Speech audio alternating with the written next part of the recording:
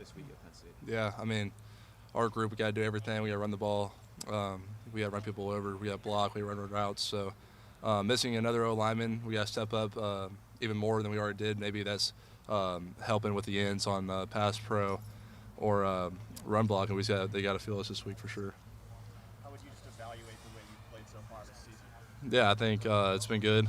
I don't put limits on my play or try to really be a big critique. I just kind of go out there and play and let God do the rest. So I think it's going pretty well so far. How just good has it felt just to be out there this year after you had to watch all last season? As you can, I mean, it feels amazing. It's just so rewarding. Just putting in all the work last year and then see it come on the field now. It's been great. For you guys, just as a tight end unit, how do you feel like?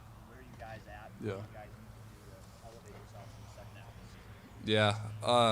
I think right now we're in a pretty good spot. I mean, losing Will was a huge loss for us, and I hate it for him. But he's a fighter, and he's gonna get back really, really quick. But for us, we just gotta continue building the depth, and everyone is rolling in and going super hard and giving the best effort possible. Have you felt more weight on your shoulders since Will went down? Is he more of a leader in that room? I mean, not really. I try to be a leader no matter who's in the room, and losing Will, it's tough on him. But we have so much depth, and guys are rolling. So whatever my role has to be, I'm gonna embrace it.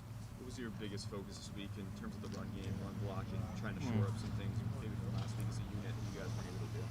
Yeah, I feel like not much has really changed. It's more simple. We're at run downhill and hit the guys in the mouth, so really not much difference there. What do the challenges look like blocking a pass rush like Penn State's? Yeah, I mean they're a really good team. You can see it all over the film. But I think we've trained so hard. I think we just got to trust our training, not remember or not learn as you go, but remember your training when the time comes. Bennett, where do you feel you're at right now as a pass catcher? I feel like I'm in a good spot, man. I've been working for 2.5 years, so I'm just ready to let it loose more. What does that look like when you're working especially on catching passes during the week? What does that routine look like for you? Yeah, Tuesdays and Wednesdays after practice, we catch probably 50 balls on the jug machine, me and our GA, Coach Binks. But throughout the week, we're working 7-on-7. I'm always catching balls in the scout team and even in teams. So, we're just trying to enhance everything we can here. Has that become more mandatory instead of optional, that extra pass catching after practice? No, it's optional. How real is it to get your first hostile environment under your belt for a season, playing at Oregon? Yeah. How much does that help? I really didn't have much game experience coming into the season, and now having that big game under my belt, I think it will help a lot going into this game for sure. And even as a unit, as an offense, you guys had a few procedural penalties in that game, silent count, working all those things. You guys feel more ready for this? Yeah, I would say so personally, but I mean, for the tight ends, Coach Key, we have a huge boombox playing just tons of music loud, so we're getting used to playing and doing everything in a loud environment. So I think we'll see some improvements there on Saturday. Bennett, you talked about how it's been a long time coming into camp.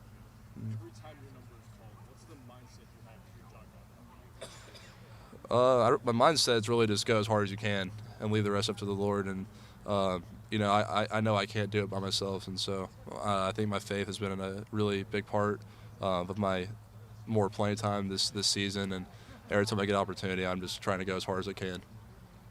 How does playing in Oregon help you prepare for playing in stadiums that are loud but not necessarily your own?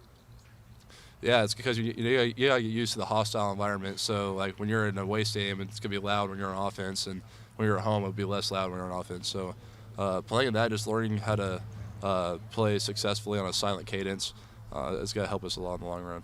What are the challenges? What are the benefits of being on the silent count? Yeah, the challenge is that you can't hear the quarterback. So if I'm going left and for a run block, I have to look to the right to see when the ball is snapped, and so you don't really know what's going on sometimes. So that's the challenges, but the benefits is that I know that they have to look at the ball too, So How much do you feel like you've developed as a blocker this year? I think a lot, man. I mean, I think I've always been a good blocker, but I just been working my butt off every day, and I love the results I'm getting. Bennett, thank you. Yeah, no problem, guys. Thank you, Bennett. No problem, guys. Thanks, Bennett.